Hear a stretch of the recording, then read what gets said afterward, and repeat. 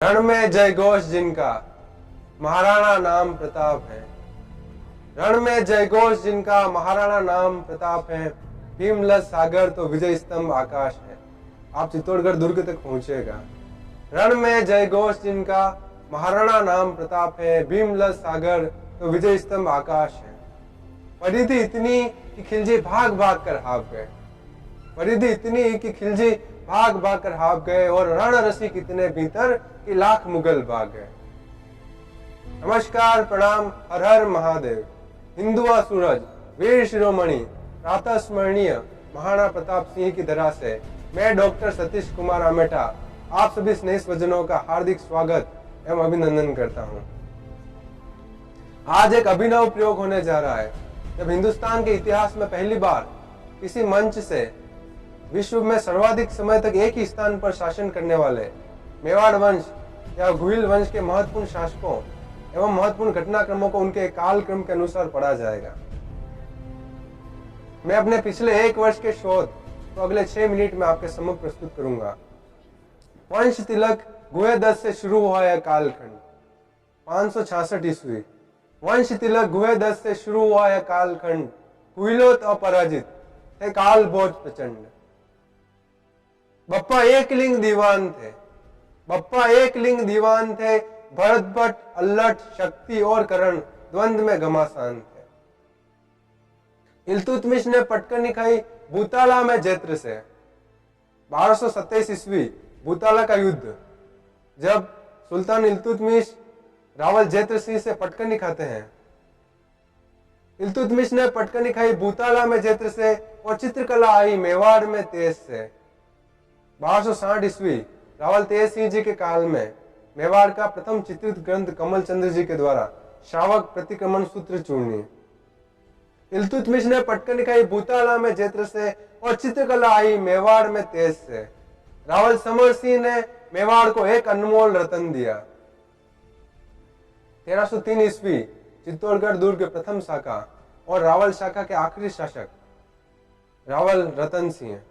रावल समर सिंह ने मेवाड़ को एक अनमोल रतन दिया और चांदनी को लजाने वाली मां पद्मिनी ने अग्नि का वर्ण किया। सहोदर हमीर सिसोदिया बने विषम घाटी पंचानन थे।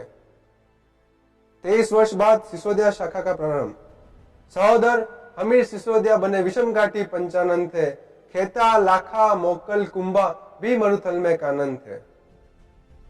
रायमल लोदियों को छकाने वाले संग्राम के जनक थे।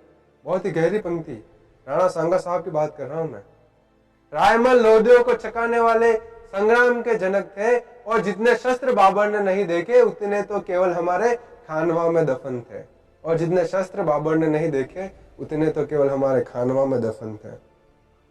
भोजराज रतन विक्रम उदय सांगा के पुत्र 4।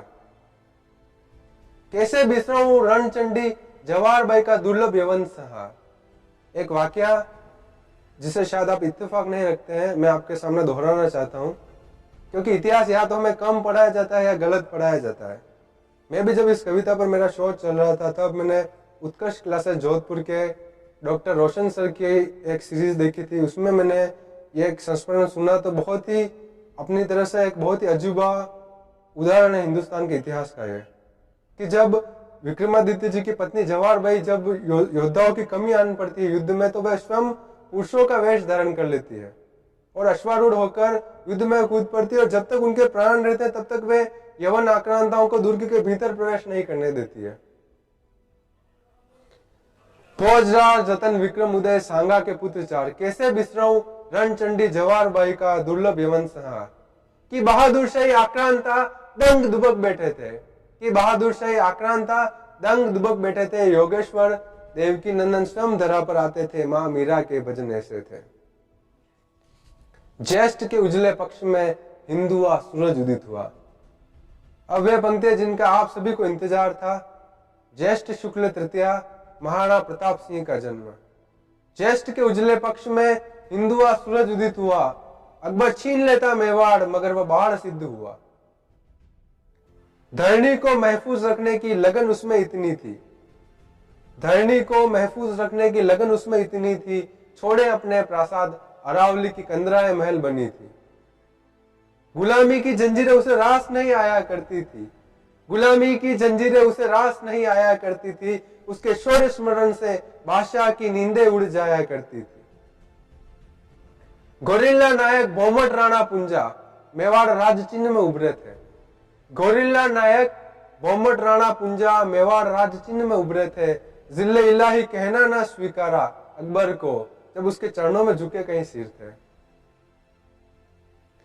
कुंभलगढ़ लोसिंग गोगुंदा हल्दी घाटी, महाराणा प्रताप के कुंभलगढ़ से हल्दी घाटी तक पहुंचने का एक बहुत ही महत्वपूर्ण क्रम, जो संभवतः उनकी विजय के कारणों में से एक रहा था। कुंभलगढ़ लोसिंग गोगुंदा हल्दी घाटी, कसुमल ओढ़नी ओढ़ने को आतुर वह माटी। शक्तिपीठ सा तेज उन देहों से धधक रहा था, शक्तिपीठ सा तेज उन देहों से धधक रहा था। नरसिंहों की भूमि में शोणित मचल रहा था। तलवार सहित दफनाए खान थे। कविता की आखिरी पंक्ति है, और मैं यहाँ पर महाराणा प्रताप की सेना में हल्दी घाटी के युद्ध में हरावल का नेतृत्व कर रहे हकीम खान सूर साहब का उल्लेख करना चाहता हूं कि तलवार सहित दफनाए खान थे, वतन परस्त चेतक और झालामान थे। तलवार सहित दफनाए खान थे, वतन परस्त चेतक और झालामान थे।